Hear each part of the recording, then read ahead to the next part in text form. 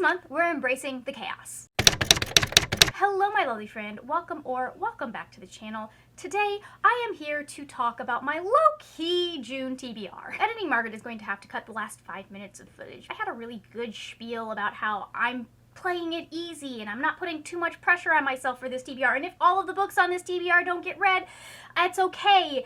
And then I realized that that's how every TBR ends up working out. I'm a hack and a fraud, apparently. So let's just get into the TBR check-in, and then I will talk to you about what I thought I was doing differently this month. If this is your first time seeing one of my TBR check-ins, I am trying to motivate myself to read the books that I put on the TBRs instead of putting them on the TBRs and then forgetting about them by paying myself fake money that will become real money. We are currently up to $49. For the month of May, I read 3 books that were on my TBR. I thought that was going to be a higher number, but one of these books came in and took over my entire personality, and so I jumped directly into the sequel. The books that I did get off the TBR were That Time I Got Drunk and Saved a Demon by Kimberly Lemming, The Whispering Night by Susan Dennard, finally, and Emily Wilde's Encyclopedia of Fairies by Heather Fawcett. Now I get $1 for each of the books that I read off of a TBR, so that's $3 so far. Plus, Whispering Night is in here coming in clutch because I also get $1 because it was on my 25 and 25 bingo for the year, and it means I complete a series that I started before 2025, so I get $5 for that, which brings us up to $9. I do also believe I said I'm giving myself money for books that are on my R Fantasy Bingo TBR.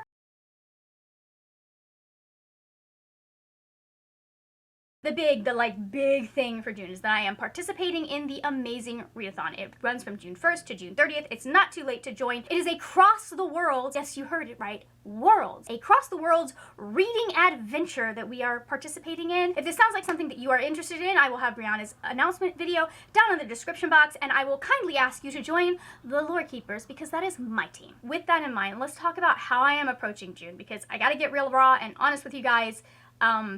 Reading has not been bringing me as much joy as it has in years past. It's that meme with the 2 wolves inside me. One of them wants to be reading books at all times, and one of them does not want to be reading books under any circumstances whatsoever, is not interested until we find the right book. This month, I am trying to focus less on reading specific books and more on meeting specific goals. Goal number 1 is obviously, first and foremost, read what I want. Follow my joy, follow my bliss. If I do not feel like reading it, we're not gonna read it, and that might screw up my plans for this month, but we're just gonna hope for the best. Secondary goal, read 10 books. That is the number of stops that we have in the Amazing Readathon. And goal number 3 is to pull from my previous TBRs as much as possible. This does mean that I am temporarily adjusting the rules of my TBR bribery system to support the goals that I have this month. So any book I read this month will get me $1. So in theory, we have at least $10 going towards Margaret's little book fund. Fourth and final goal is for one of those books, one of those 10 books, to be for one of the book clubs that I try to participate in every month.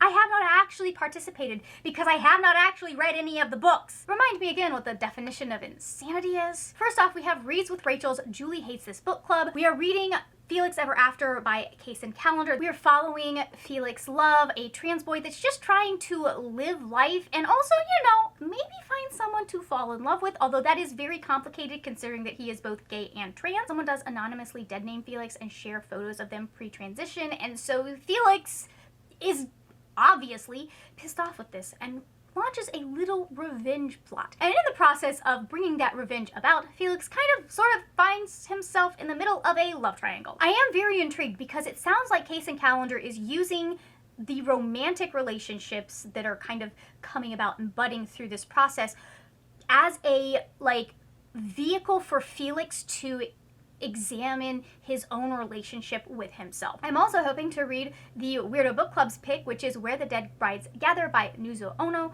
This is an adult horror. We're following Basa. She is an 11-year-old who's always had issues with nightmares. She finds herself one night awake outside of her cousin's door in a battle with a vengeful ghost. This ghost is pissed because her cousin is going to be marrying the man that the ghost was also going to be marrying. There is a whole chain of events that happens after that. It sounds like it's going to be a very packed, beginning of the book. She does end up successfully defending her cousin, but in the aftermath, she ends up kind of dead in the spirit world, where she is given the chance to learn and develop these powers that she has before she ends up getting sent back. For my local book clubs, first there's a sci-fi book club that I am looking to get involved with. They are reading Service Model by Adrian Tchaikovsky. This is an adult sci-fi. We're in a world where humanity is dying and very dependent upon the work of robots to get things done. But as humans continue to die off, it starts creating a chain of events that's kind of leading to like the dissolution of the world's ability to function. Our main character is a robot that has murdered their owner, and they are currently going out into the world to find that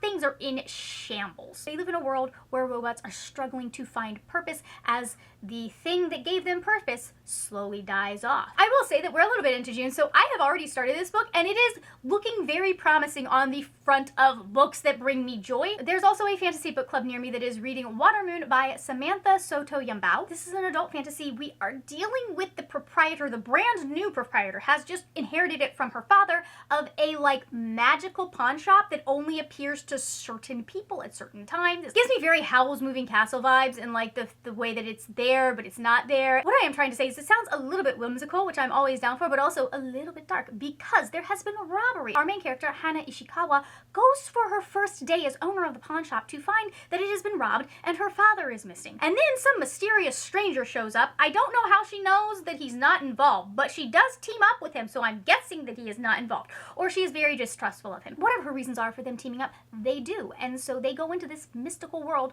looking for answers, trying to figure out what exactly has happened. And I assume that there is something that mystical stranger or magical stranger needs. I was also lucky enough to get my hands on an arc of The Unmapping by Denise S. Robbins. I got this while I was at BookNet Fest, and I'm so excited because it is one of my most anticipated books of the year. I've been hearing great things about this, and the concept really fascinates me. This is another adult science fiction, and we are living in a world where like people wake up to find that all of the buildings in New York City have rearranged themselves. We're following two characters that are in charge of like the emergency management. One of them is in kind of a bureaucratic role, one of them is really boots on the ground, and then also in the midst of them having to deal with all of this chaos of the buildings rearranging themselves and then having to figure out, okay, how do we get services to people? How does this city function? There is also a cult that is rising up. Like there's just a whole bunch of stuff going on here that sounds like it's going to make such a fun and interesting and introspective look at the society in this book. This is bindery book number 1 that I'm trying to get to this month, especially since this is the one that I am the most excited for, but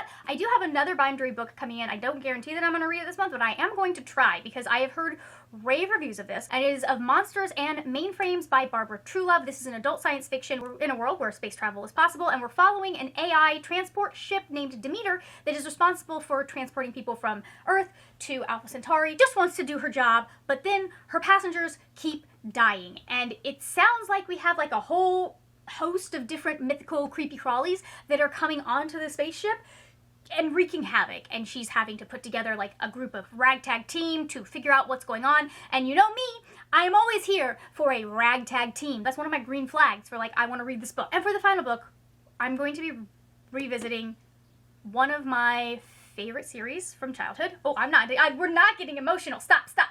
Hold on.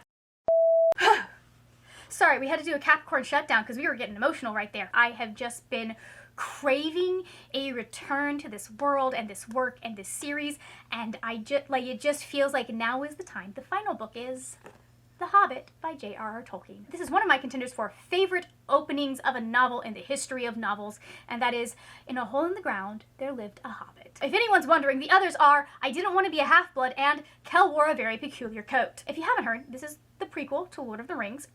You don't have to read it to read those books, but it does provide some context. It is tonally very different. This is a lot more silly. This is a lot more whimsical. It's a lot less like epic fantasy, a little bit closer to more like children's novel. We are following a Bilbo Baggins, and there's a knock on his door one day, and it is Gandalf. Gandalf is a wizard, and Gandalf brings in 12 or 13 dwarves. Hold on, let me confirm this. So it is a Taylor Swift amount of dwarves. These dwarves show up and tell Bilbo that they need someone that can help them on this mission. They're trying to kick the dragon Smaug out of the city that he stole. Like he just came in and decimated a mountain town, and we have Thorin Oakenshield, who is the rightful ruler of said mountain stronghold, and he wants to go back. He needs to get rid of Smaug. To do that, thinks Bilbo can help him out, and Bilbo goes against the nature of hobbits and decides that he's going to go on an adventure. I have reread the Lord of the Rings trilogy multiple times. There was a point where I was rereading them yearly. I have not read this, I don't think, since the first time I read it. I am very excited. I have a little Lord of the Rings craft project that I'm going to be doing while I'm listening to this, and I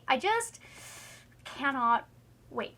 Cannot wait. This is such a sad TBR pile, and it's kind of doing things to me emotionally. It's so small, but we're going to resist the urge to pile a bunch more books on top of there. We're pacing ourselves. We're going with the joy.